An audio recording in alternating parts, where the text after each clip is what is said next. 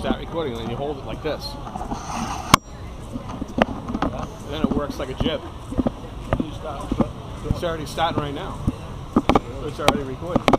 But the thing is, when you do this, stupid hats you get going on? Yeah, two stupid hats going down to the beach after living the dream. What a place, huh? This place is unbelievable. I tell you, you couldn't find a bad meal here if you tried. Is that right, Joey? Or what? Is that not right? I mean, breakfast every morning. Caesar salads on the beach all day long with some diced chicken. How you go wrong? Everything's a 10. You gotta watch out though. You might get nailed.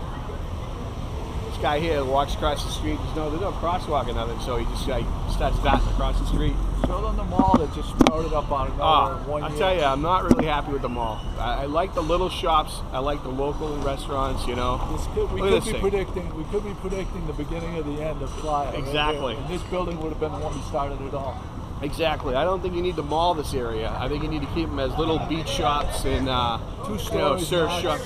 Right, 2 stories. Yeah, turn it around so they can see what they just built. Well, I'm going to show them in a second when we come to the middle. You know what I'm saying? Because then it just shows the whole throat of the belly of the beast. You know? I mean, seriously, you don't need that, Playa Del Carmen. You need little shops. Give local guys money. Let's take off the boxes that Playa Del Carmen provides. Like where not many other places can tick off all these boxes. Yeah, look at this. Look at this. Oh, okay. We need a Nike shop, a Victoria's Secret. Playa Del Carmen, you don't need that. Yeah, you don't need that. You know, a Nike store. You don't need that. I'll take the beach house with Billabong and Hurley, surfwear and stuff like that all day, and not as big as I like to see. Let's get back to what we're talking about. Oh, we talking about. Here's the boxes that Playa Del Carmen ticks off. Okay. In January and February, there's no place in the United States that you can go for guaranteed 75 to 80 degrees every single day. So you got that in January and February. You can go to a beach destination and be able to lay out on the beach. You got gorgeous beaches. You got great restaurants. It's clean. The people are friendly. You feel safe walking down the street at night. There's enough shopping that anything that you wanted, and the prices are reasonable.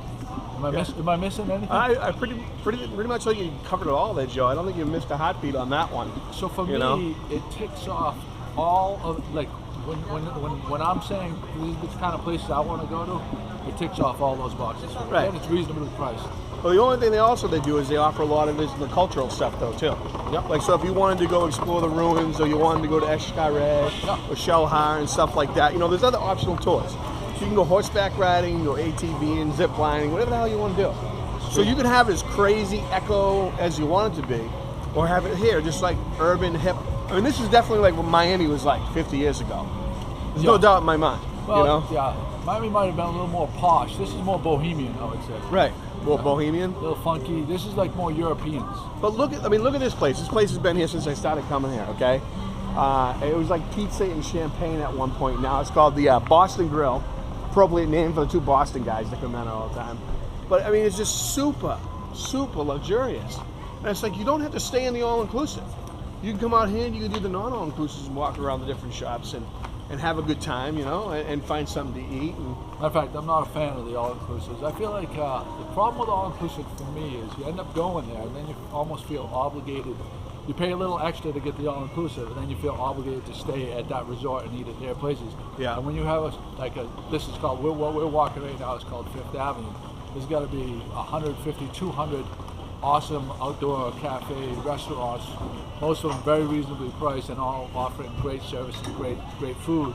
Right. And if you were at an all-inclusive, chances are you wouldn't find out. If you're here for 7 nights, you probably eat 5 or 6 different places. Right. And now you're at the all-inclusive place and you feel obligated to go to the buffet serving pan sheet food and stuff like that, mass-produced food. Right. So. Well, I think it all depends too on who you go down with and what you do. Sometimes there's a couple. Hey, if you want it to be really easy, you can do the all-inclusive, but don't rule out going out at night. Don't rule out going out once or twice. It just makes sense because it's so inexpensive. It's not like you're going to be spending a ton of money. So, all-inclusive is a good fit. Like you just went through a big wedding, it's all crazy and fucking you're running around all year.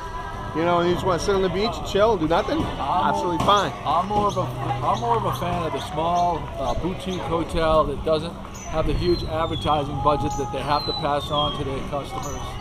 Oh, okay. And and you know that you find on TripAdvisor because they have such great reviews, but don't necessarily have to go through Expedia or Hotels.com and pay out that commission to them so they can offer the place cheaper. You know. Well, they're not all rated because they used to be rated by travel agents.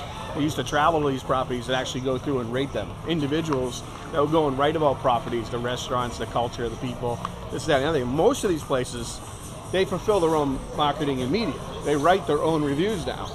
Yep. You know, and I mean, it's starting to switch a little bit. I think TripAdvisor and Expedia putting out those informational things, you know, like, hey, write a review. TripAdvisor is user based. Right, it's user based. So that's why I trust their reviews more than I trust like a review from you know, the hotel, their own website and stuff like that. Yeah, I don't even bother with that because it's slighted. It's Propaganda. definitely propaganda, you know. So yeah, I mean the new stuff that's coming out now is having. We got to focus over here to the right. They just knocked down a whole city block, and they were doing nice restaurants in this space. And now they knocked down this place. It's in the heart of the whole. The heart of the whole area, and they knocked it all down. And there were fancy restaurants there, so I can't imagine what's going to go in here. But it's going to be something on a larger scale, which I'm not too happy about, to be honest with you. Right. And what are we at now? We are just stepping by the vortex. What we call the vortex. The vortex. Late at night, it becomes the vortex. During the day, it's pleasant, but I turn into the vortex at night. All loud music. All loud, hippity hoppity. There's a couple of roads where it's all loud music, but there's plenty of places to go and hide from that. You don't have to hide. You just, But basically, you can get anything you want down there. You can find something. Like if you want to go in and get Zen massage, you can go in and get a massage and chill out. You can go to the beach. You can go shopping. If it rains out, that's exactly where we're going to. That Zen massages. You can get an hour-long massage for $25. How do you beat it? Can't beat it. Can't beat it. All right, kids, signing off. Playa Del Carmen. Have a good day.